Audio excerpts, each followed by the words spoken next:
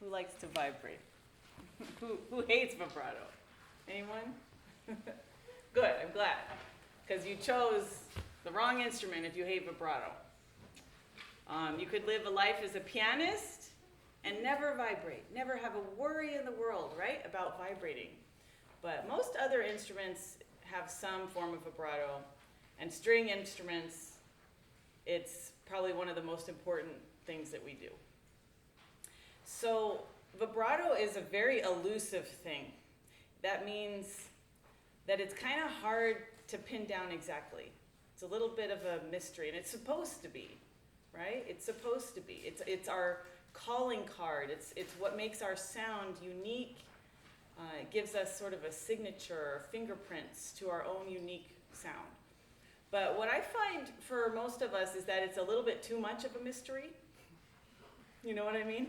It's like this thing is happening. It's happening to me. Everyone here has some kind of beautiful vibrato.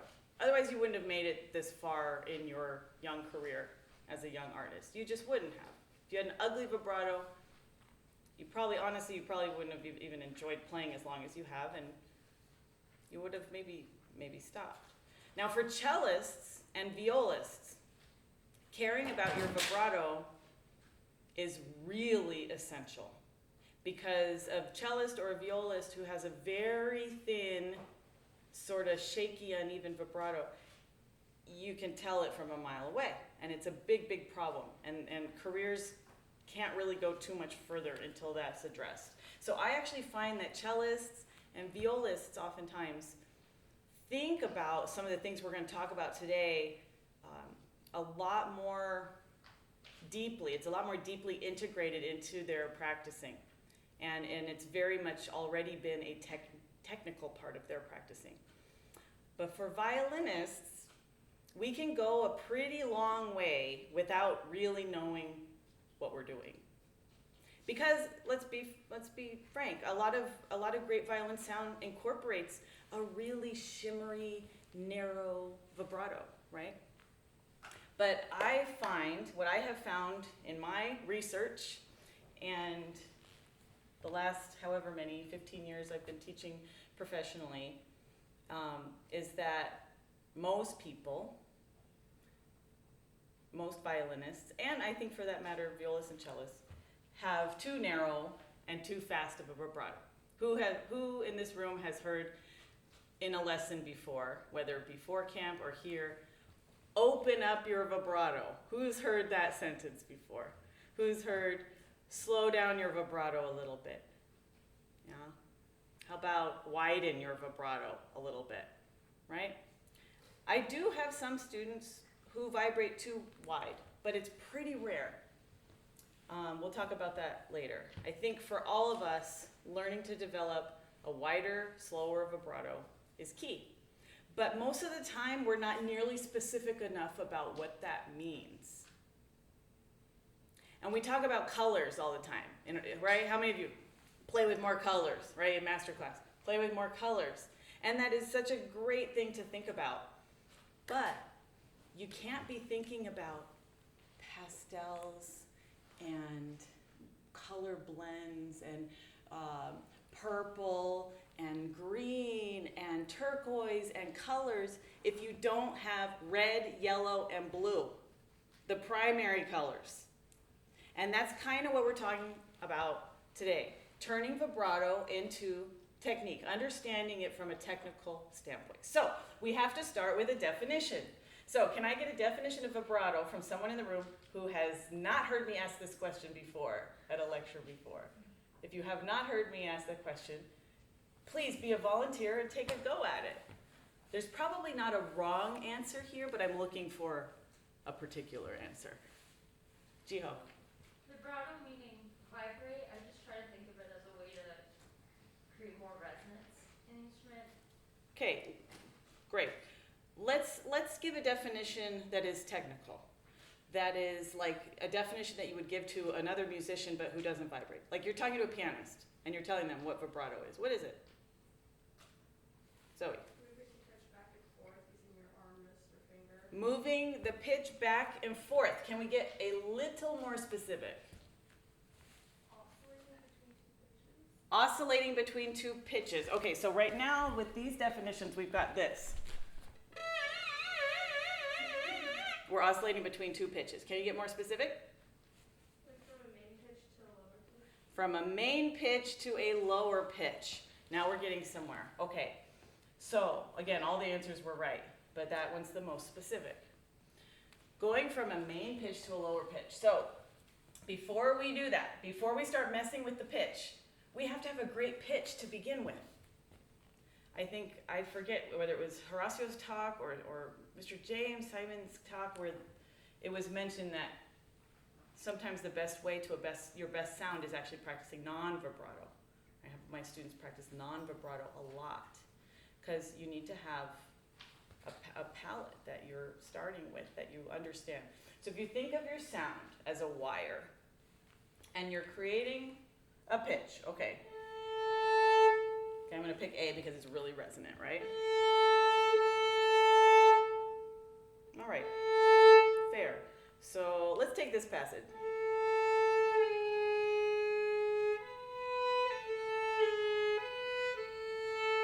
Everyone recognize that? Okay. Probably even the cellists recognize it, violists. One of the most famous themes from Tchaikovsky, violin concerto. So I'm practicing it without vibrato.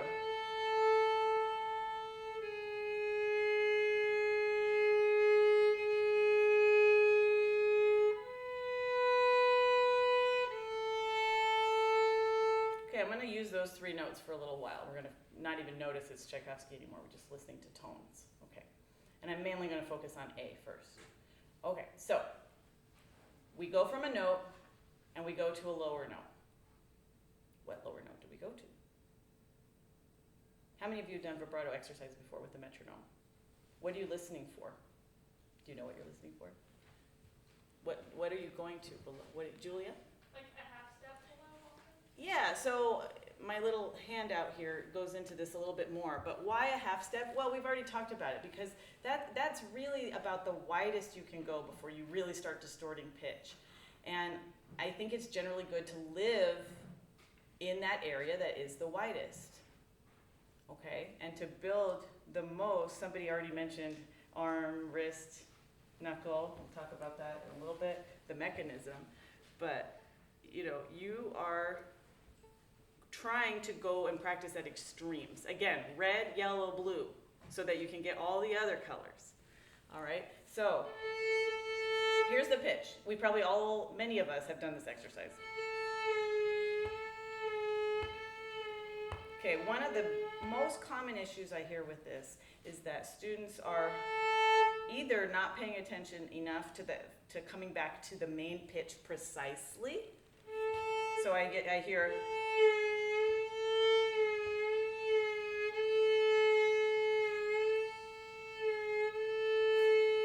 all kinds of variety.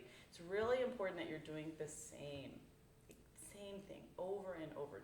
Remember our Heifetz quote?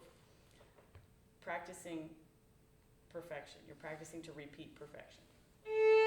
And forget the word perfect. I mean, it just sounds beautiful. It sounds so beautiful to hear the ring of your open strings, right? Okay, so some of us don't listen enough to the main pitch. But I guarantee you, almost all of us don't listen almost at all to the precision of the lower pitch. And if you think about it for a second, if we're defining our sound by this wire, and then things we do to the wire, that is our sound.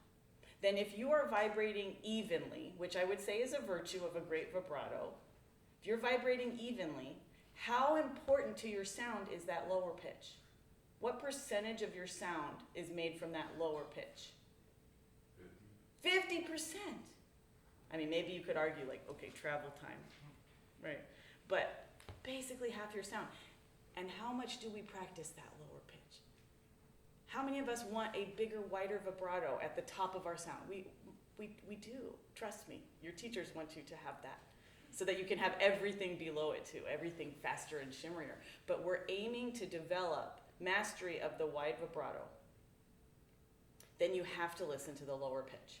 And I would say that even the most famous violinists out there that you think, oh, they just have a naturally beautiful sound, you know, I'll never have a sound like that. That's not true. That's not true. Yes, it's kind of magical and kind of elusive, like we talked about, but it is all measurable if you really, really listen. And even, I would venture to guess that probably James Ennis is not thinking about this as technically as I am. But I guarantee you that his ear is listening this way, regardless, to get a voluptuous sound that carries in a big hall, because that's his life. And if he didn't have a big sound, he wouldn't have a career, right? He also knows how to make all the other sounds. Again, red, yellow, blue. So here's how we listen to the lower pitch. You can look, if you look at my little first page here, I lied, it's on the back of the first page. There's your basic vibrato exercises, and we're gonna mainly right now just talk about what the knuckle's doing, right? Because we could talk about arm and wrist and all these things, but really what matters is what's happening at the knuckle where you change the pitch. So here we are on our A. And here's what I'm suggesting you take a new listen to. When you bend your knuckle back, you actually practice that note a little bit, as if it's real, for good tone. Most of the time I hear people when they do it, the lower pitch kind of sounds like that. There's like Beauty and the Beast.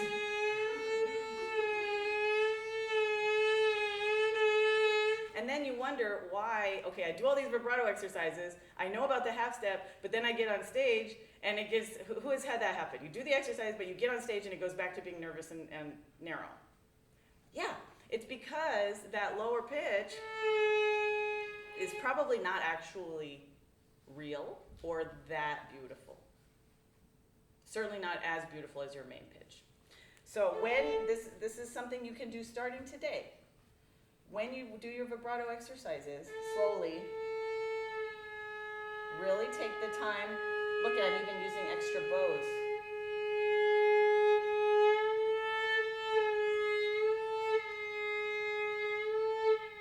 If you really want to get technical and you look at your finger, and again, obviously some of this is different for cello. I'll let Professor Singer tell me if I say anything completely off base here. But for violin and viola, if you actually look at your fingernail, if you follow your fingernail and it completely changes directions, like when you're starting, it's looking at you. When you're on the lower pitch, you almost, I can't even hardly see my fingernail right now because it's facing the ceiling because I've rocked my finger so far back. I have some pictures in there you guys can see. Probably nothing you haven't heard before about the knuckle stuff, right? You can get a lower pitch too by not using your knuckle. But it's not very precise. It's not very precise, and I can imagine how that would definitely affect if you were trying to connect your vibrato or, you know, so you don't want to be locking your knuckle and getting the double pitch that way.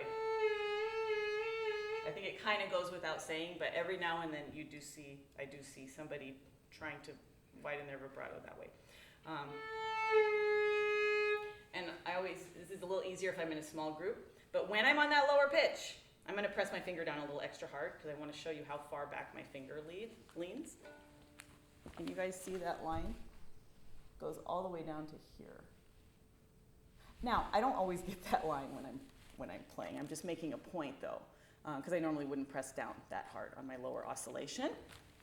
But that's a big tract of land, right?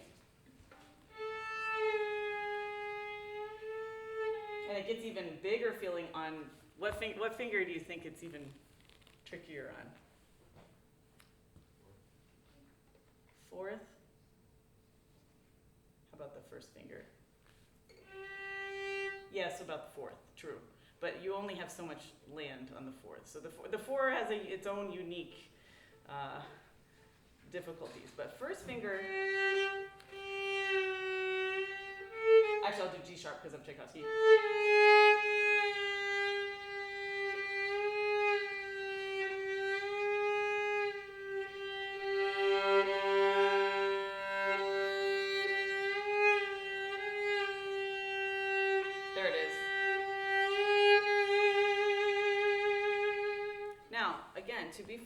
when I vibrate, I don't always access the depth of that half step all the way. Ooh, we have a question. I'd love to hear it. I don't always go all the way, okay? But having that room, having that ability to do the extreme, you can do anything else below it, including going much, much faster. Does anybody have any questions so far about this idea of the two pitches? No questions about that? So this little exercise here that I've got, again, let's use the A. You see number, or letter B, where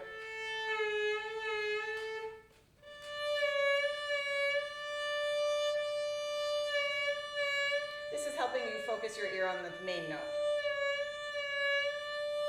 In letter C,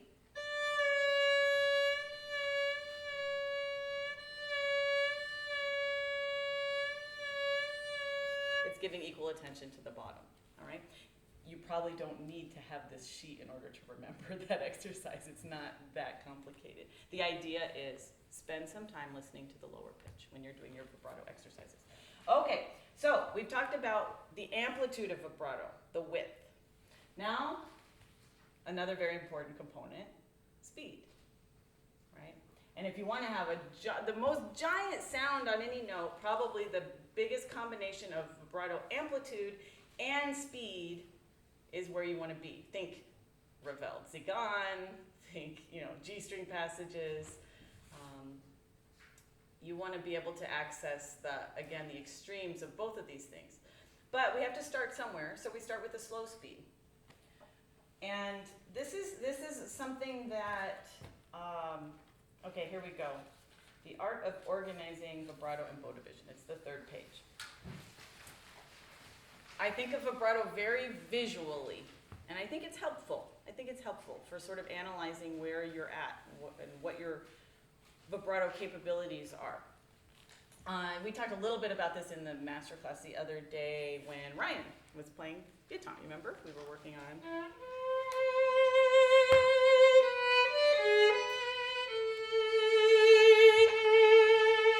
And using the bow to actually visualize where your vibrato fits in. Like when I look at my bow, I see it just like this. And this has proven helpful actually for quite a number of my students to sort of think of their vibrato this way. So in the first exercise here, you're going to do eight oscillations per quarter of bow.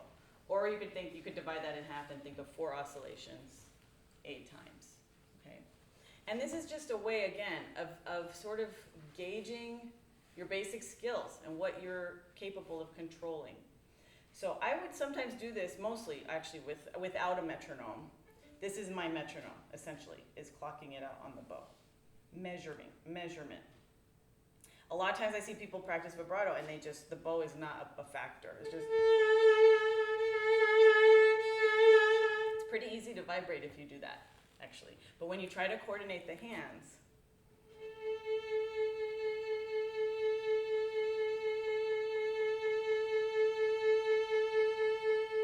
it becomes a whole different animal. And then that's when we get into talking about connecting, actually these kind of all go together, but connecting vibrato from note to note, which happens both in the left hand and the right hand.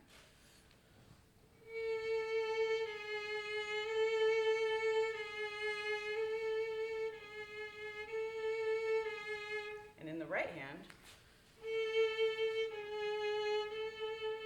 or let's see,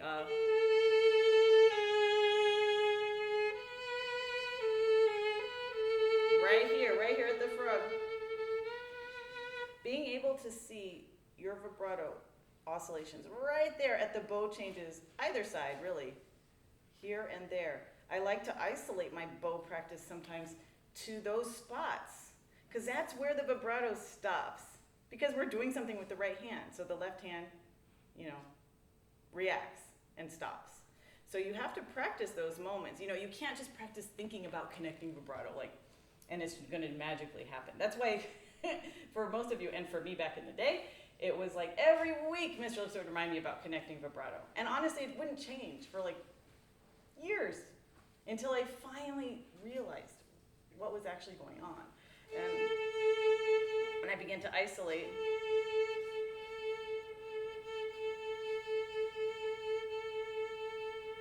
to where the left hand just keeps going regardless of the bow change.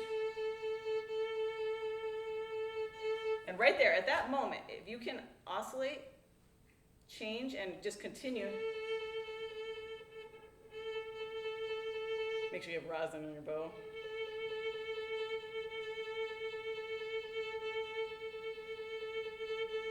It's good for your bow changes anyway, too.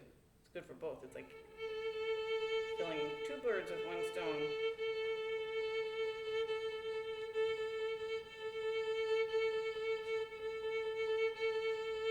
And same thing here. 1, 2, 3, 4, 5, 6, 7, 8. 1, 2, 3.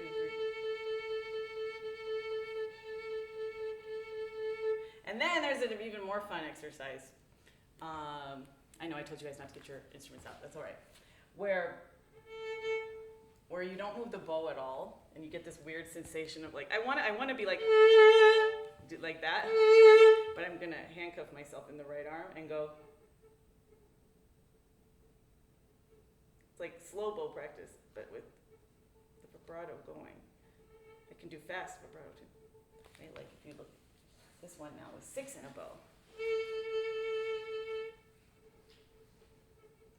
Learning that sensation, that's a very special sound that I don't often hear from students, that they're not quite able to access, which is having a lot of amplitude,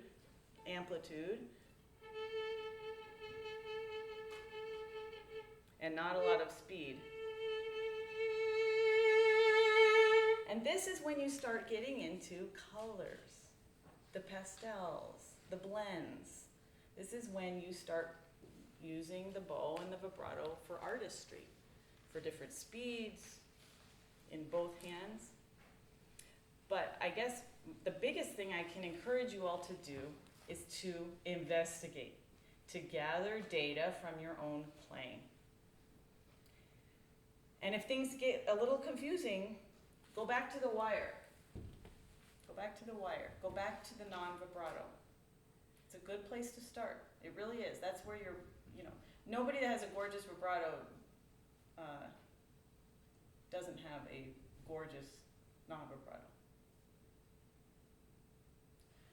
So come back here, listen to the pitch, see it in the bow,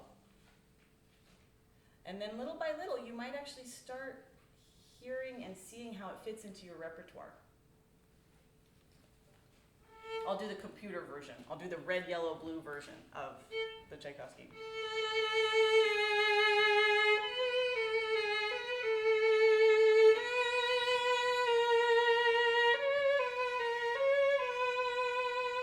So obviously I'm not going to actually perform it that way. But because I have that kind of control, then I can make choices.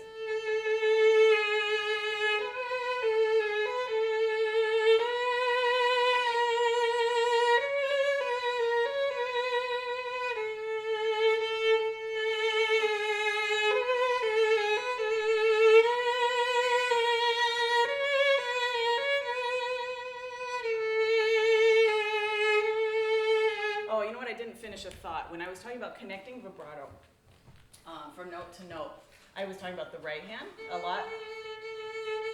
But in the left hand, there's a really great exercise that you can do, which is, you can even do it without your bow, which is that you vibrate, because learning to connect vibrato, it's complicated, and many times we think we're doing it. I'm vibrating every note, therefore I'm connecting. Nope, it's kind of like blocking. I see my fingers go down, therefore I'm blocking, because they're all together. No, it's not blocking unless they actually go down together, right? These concepts where it's like, you think you're doing them, but you really have to take a closer look. So with vibrato, with connecting vibrato, to really tell if you're doing it, here's a great exercise. So let's come back to that second finger A, and then I want you just to, it's a little bit almost like Dunas or something. You put the finger down, new finger down, without affecting the oscillation at all. It's hard. At first it'll probably be like this, because our finger wants to prepare for the new finger. Nope. Just look at both of those knuckles dancing together. See that? Dancing knuckles. And then I just lift it, right? Going up is a little bit more complicated, going from a lower note to an upper note. But you can prepare also. Obviously you can't put the new finger down, right? Otherwise you've moved to the next note. But you can get it close and do your best to hand off the knuckles. You can feel your knuckles, you can see your knuckles. Follow the knuckles, which are bendable and pliable because of listening to the lower pitch a lot. Any questions so far now at this point? I want to ask my student Kara to come up here because Kara has a lovely vibrato, and we've recently done some exercises to improve control. So Kara, I'm just going to kind of ask you to do a little bit of the things that we've been talking about today. Don't know if I've heard you do this in a while, but maybe why don't we start with just listening to the lower pitch? Yeah.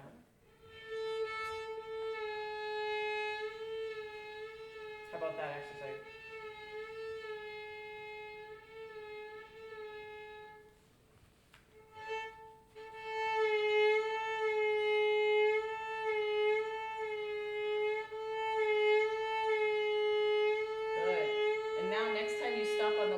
I want you to use the bow to really show the color. Good, now just hang here. Make it extra beautiful.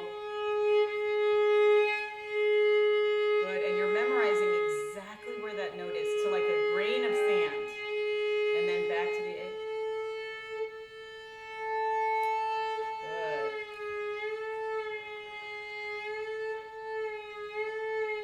Good. Yes, to a grain of sand.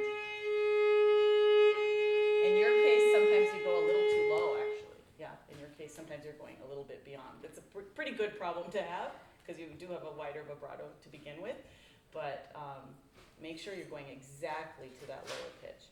And the more that you do you think this is just helping your general intonation anyway?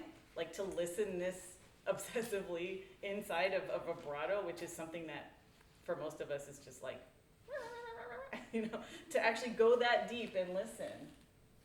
Yeah, it changes you. It really changes the way I think you listen to intonation across the board. Kara, would you now demonstrate a little bit of the counting in the bow? Let's do it together once, just to refresh the feeling. We'll do the 1, 2, 32.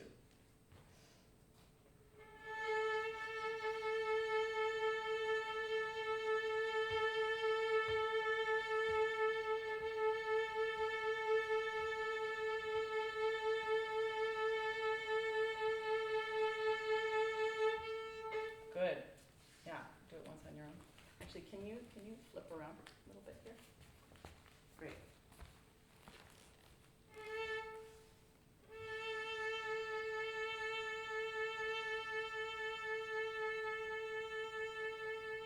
Good. Now on your up bow, I want you to widen the vibrato a little bit more so we can actually even see the knuckle really flatten more. A little bit, so more amplitude, it's going to be more volume, maybe even a little more pressure in the string.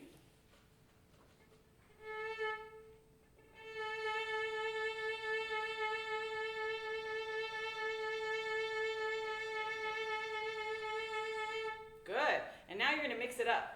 You're going to go, so that was the wider version, but the same amount of oscillations per bow. Now I want you to do the same oscillations per bow, but this time you're going to mix it up.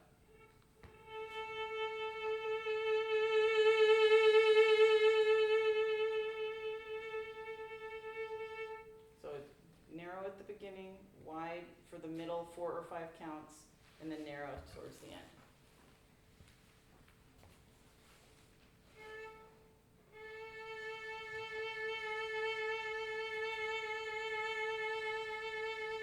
And then on your up bow match the narrow.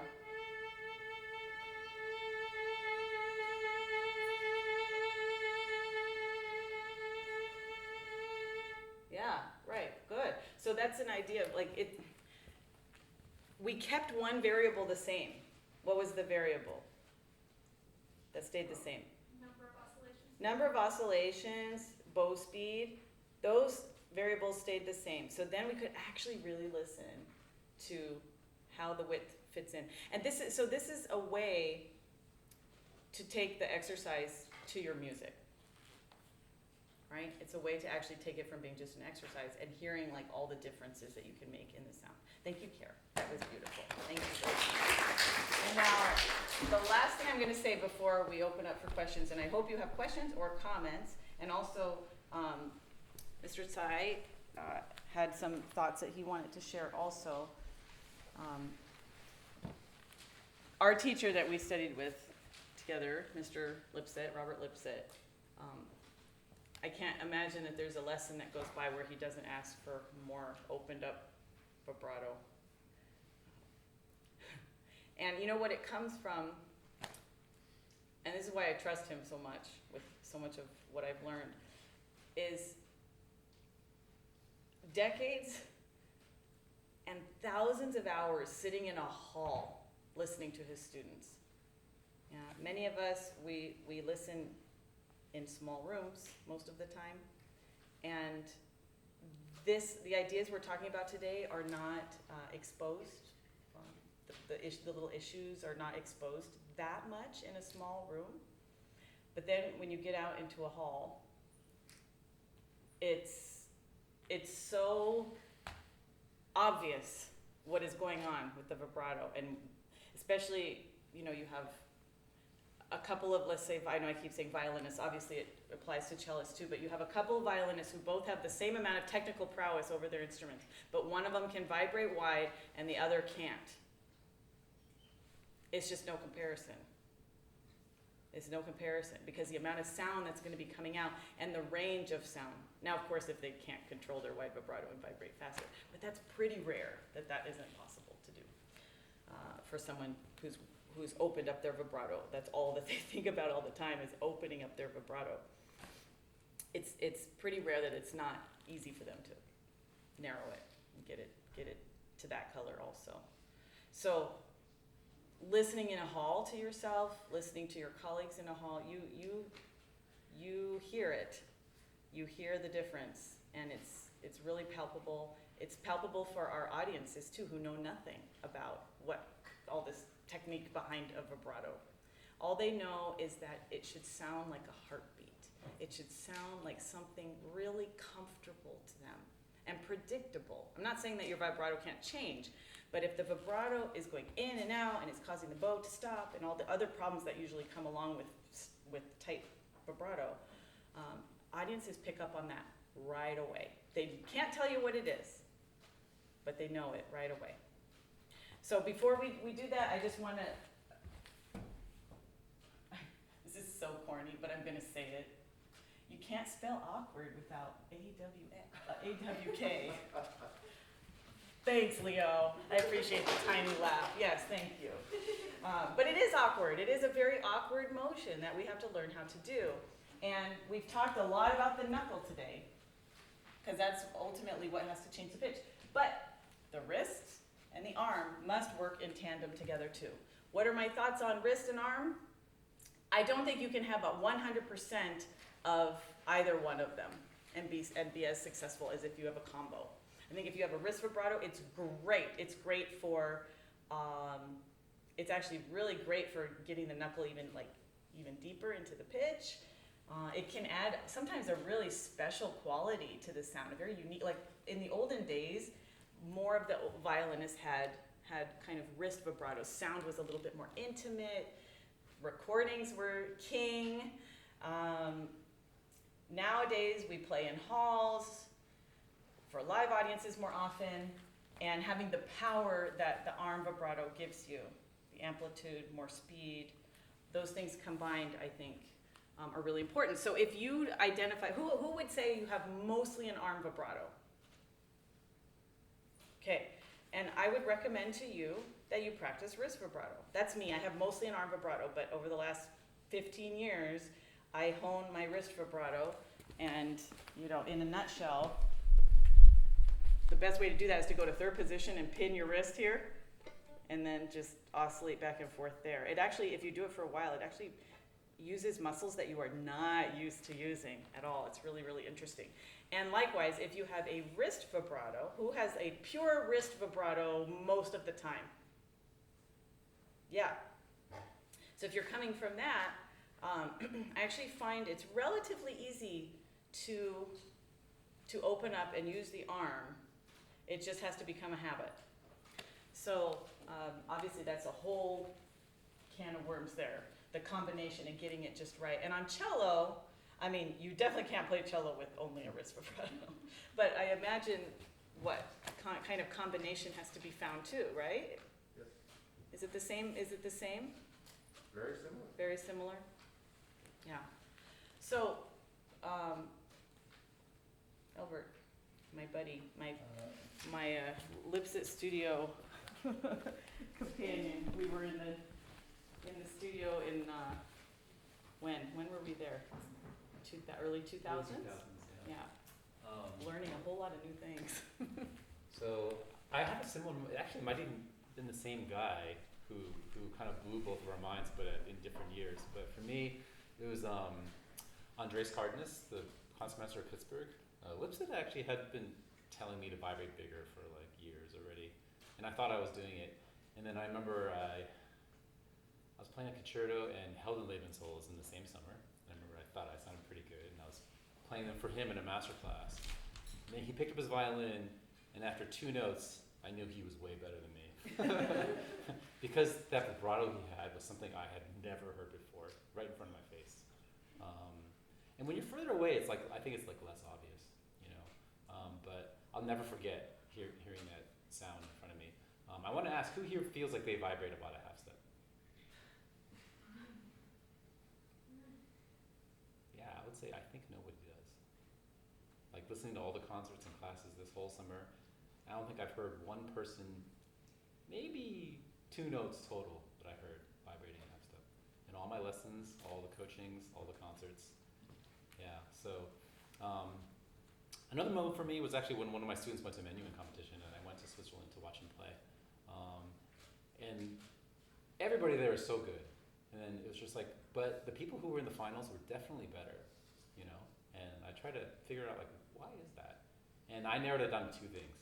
The people there had a bigger vibrato and played a little bit closer to the bridge. I'd say only maybe like 1 centimeter or less closer, but that made all the difference. I remember one of the finalists played up there and you couldn't even hear him with the orchestra at all, and he played great. He was so good. He played Last Rose of Summer, was like flawless, but then you couldn't quite hear him quite as well as the other 3, so. Projection with vibrato. Projection, yep, like you just pinned it on the head, right? Playing closer to the bridge and vibrating wider. Why do you think ambulances, what do ambulances do? Right? You're not going to see an ambulance going around just going, right? No, it's like, or it's it's bigger than a half step usually. It's like a big interval, right? And it's because that change is distracting. And when you are a soloist in front of an orchestra or even with a piano, even playing a sonata, the whole point is to be distracting, actually, in a good way, right? In a good way. It's for your sound to stand out above the rest of the section, of string players who provide this plush, sort of blanket, but they're not, you're not doing this kind of vibrato when you're playing in the first or second violin section until you're a concertmaster and you come out with the Heldenleben solo, and then all of a sudden your hand should change. Everything should just suddenly grow. I was going to talk just briefly about how to make it oscillate more too. I mean, I think all my students have heard this a lot, but I think it has something to do with how you position your hand also, right? I think most people that I've watched here play also, like, I tell everyone you have a choice of where to put your hand, right? You can put your hand here, play these notes, or to put it here or here, right? There's all these like different locations, right? So where would be the best location for vibrato?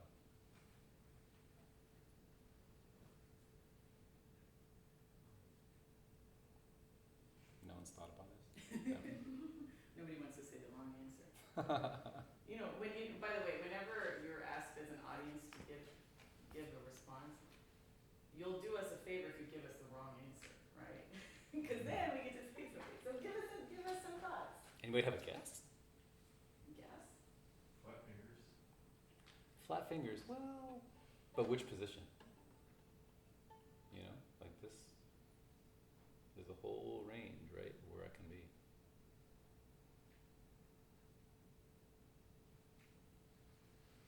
I'd say you want to be on the lower side instead of the higher side. So I see a lot of people being up here. I hear that a lot. Right? And that's not without even expending more effort.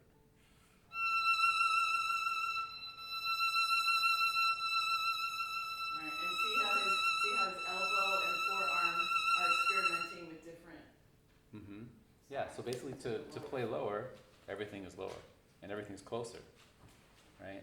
So I fought myself for at least 10 years doing it the wrong way, being up here and just trying to vibrate wider.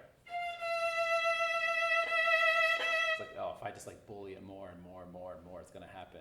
It never happened, right?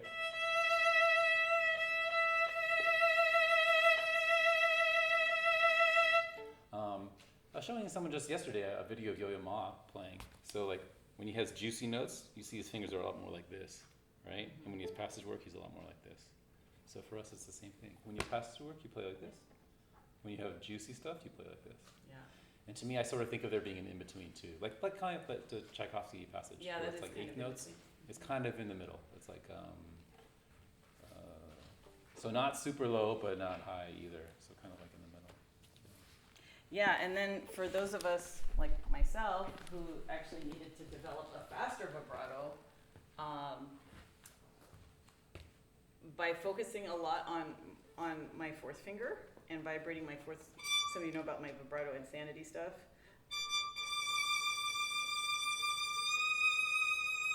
The hand frame position is really important too, you know, and if, for example, if you want to vibrate faster, but you've got your other fingers kind of locked up, whatever finger you're on, let's say you're on the third finger, and you've got your fourth finger kind of locked up in this hand position, you're not going to be able to vibrate wide or fast.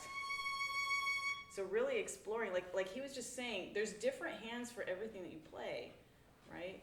Passage work position, and then juicy sound position.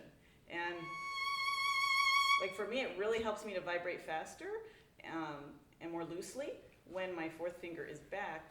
I'm not advocating that this is your hand position. Like, no, keep your four there. But I'm advocating that when you want speed and amplitude together,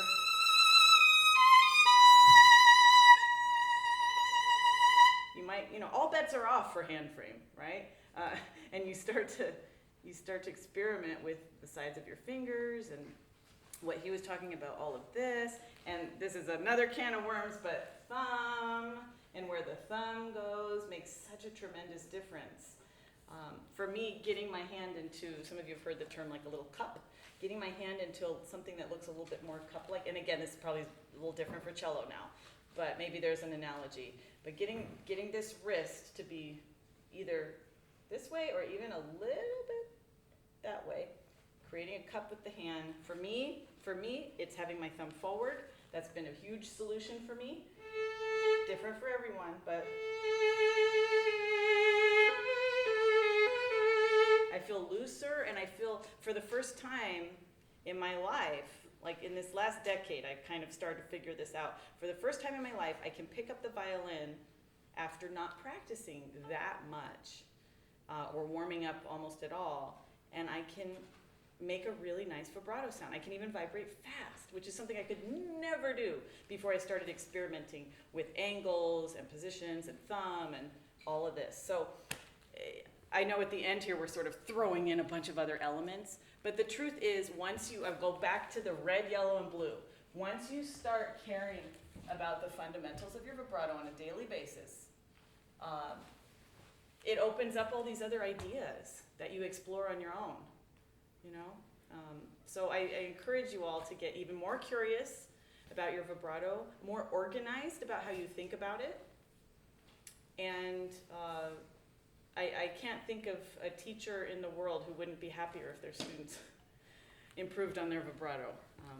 But it's tough. Some of us don't even want to touch it sometimes because there's so much to work on with the student if they're not being curious on their own. Once you start being curious on your own, it really fast tracks you. And then your teachers can, whatever backgrounds the teachers have, they can grab onto something that you're doing and help you. But first you have to do a lot of work on your own. A lot of listening, a lot of gathering data about your own sound, your own hands, and getting very, very curious. So I think we'll stop so everyone can get to their lessons on time. Unless, any questions or comments? Julia.